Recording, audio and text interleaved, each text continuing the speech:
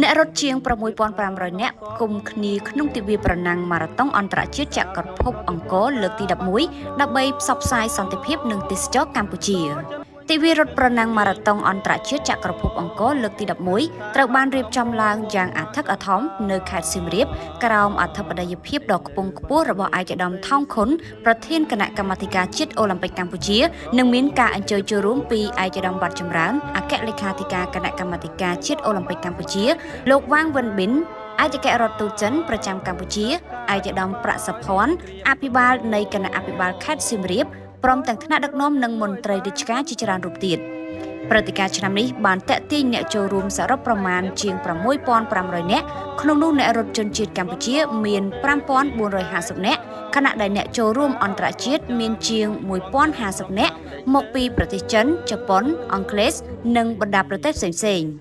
ជាពិសេសក៏មានការចូលរួមពីគណៈប្រតិភូមន្ទីរកីឡាខេត្តយូណាននៃសាធារណរដ្ឋប្រជាមានិតចិនផងដែរដើម្បីពង្រឹងចំណងមិត្តភាពនិងកិច្ចសហប្រតិបត្តិការផ្នែកកីឡារវាងប្រទេសទាំងពីរប្អូនប្រុស Justin ដែលមកពីសហរដ្ឋអាមេរិកបានលើកចំណាប់អារម្មណ៍ឲ្យដឹងថានេះជាលើកទី1របស់ខ្លួនហើយគាត់មានអារម្មណ៍ថាសប្បាយនិងចង់ឲ្យមានកម្មវិធីនេះធ្វើឲ្យបានច្រើនដងទៀតហើយប្អូនប្រុស Justin ក៏បានអំពាវនាវបងប្អូនមិត្តភ័ក្តិមិនថានៅក្នុងស្រុកឬក្រៅស្រុកនោះទេសូមចូលរួមមកកម្មវិធីនេះពេលក្រោយៗទៀតឲ្យបានគ្រប់គ្នាខ្ញុំមកពីអាមេរិកអូទៅមកពីអាមេរិកមកប្រហែលថ្ងៃហីមកបានចូលមួយខែចាមួយខែហើយចឹងអូននៅសិក្សានៅក្នុងហ្មងណោះបាទការចូលរួមនេះអូនមានចំណាប់អារម្មណ៍បែបណាដែរសប្បាយហើយចង់ឲ្យបានឲ្យមានរៀបចំកម្មវិធីនេះរៀបចំច្រើនដងទៀតเนาะចាហើយសម្រាប់ការចូលរួមនេះលើកទីប៉ុន្មានដែរលើកទី1លើកទី1ចាគឺអូនសុំ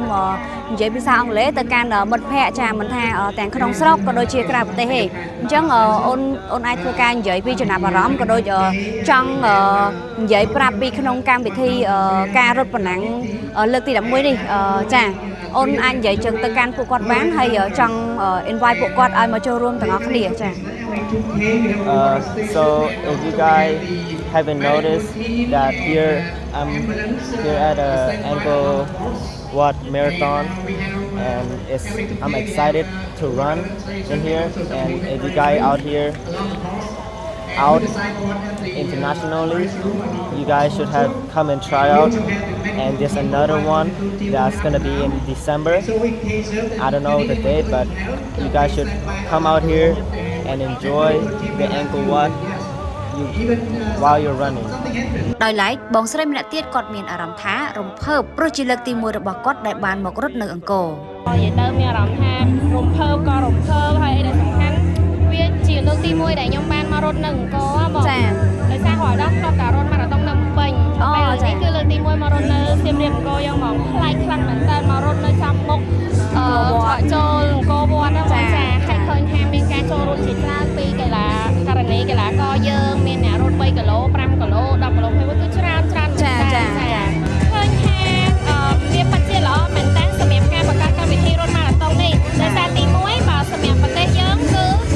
ជួយកំណើនទៅដល់ភ្ញៀវទេសចរទៅលើផ្នែកកីឡាចាថ្ងៃនេះគឺឃើញថាមានអ្នកចូលរួមមកពីមែនតើកម្ពុជាខ្មែរយើងមកពីគ្រប់បណ្ដាប្រទេសផ្សេងៗហើយខ្ញុំឃើញមានបងប្អូនជនជាតិចិនជនជាតិអឺរ៉ុបជនជាតិអីជាច្រើនណាស់អញ្ចឹងហ្នឹងគឺជាកត្តាមួយដែលជួយជំរុញខាងផ្នែកទេសចរឲ្យប្រទេសយើងទៀតហើយលើពីហ្នឹងកីឡាជួយបង្កើតមិត្តភាពបងយើងចាតែ friendly រស់រាយរាក់ទាក់បែបនេះ hello ហើយអីដែលពិសេសគឺជួយសុខភាពទាំងអស់គ្នាចាអញ្ចឹងយើងជួយបានលើកកម្ពស់ស្មារតីឲ្យគ្រប់គ្នាងាកមកស្រឡាញ់សុខភាពដោយការលេងកីឡាចាព្រឹត្តិការណ៍នេះមិនត្រឹមតែជាការប្រកួតកីឡាប៉ុណ្ណោះទេប៉ុន្តែថែមទាំងជាសារមួយបង្ហាញពីការរួបរួមមិត្តភាពនិងការរស់នៅក្នុងសុខសន្តិភាពព្រមទាំងជួយផ្សព្វផ្សាយសក្តានុពលទេសចរនិងកេរដំណែលវប្បធម៌ដ៏អស្ចារ្យរបស់កម្ពុជាទៅកាន់ពិភពលោកអ្នកចូលរួមជាច្រើនបានបង្ហាញពីភាពរីករាយដែលបានរត់ឆ្លងកាត់តំបន់ប្រាសាទអង្គរខណៈទេសភាពបៃតងនិងបរិយាកាសដ៏ស្រស់ស្អាតបានធ្វើឲ្យការរត់ឆ្នាំនេះកាន់តែមានអត្ថន័យនិងជាបទពិសោធន៍ដែលមិនអាចភ្លេចបានបងប្រុសទាំងពីរអ្នកទៀតសិតសឹងតែជាអ្នកដែលមកពីភ្នំពេញគាត់បានបញ្ជាក់ប្រាប់ LTNG ដែលថានេះមិនមែនជាលើកទី1សម្រាប់គាត់នោះទេគាត់មកទីនេះចំនួន3លើករួចមកហើយ មួយនឹងកម្មវិធីនេះបងចូលរួមបានលើកទីប្រហែលហើយបង លើកទី3ឯងបង លើកទី3ហើយសម្រាប់ការរៀបចំនៅរត់នៅក្នុង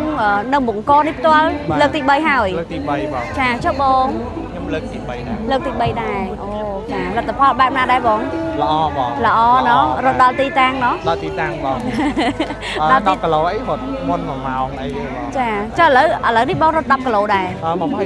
អូ21គីឡូអញ្ចឹងយើងតឡើង គីឡូ គីឡូ11គីឡូបងដូចគ្នាเนาะ ខ្ញុំធ្វើ10គីឡូ ทำ10គីឡូឯណាបងដាក់21ដែរតើអត់ឈៀចា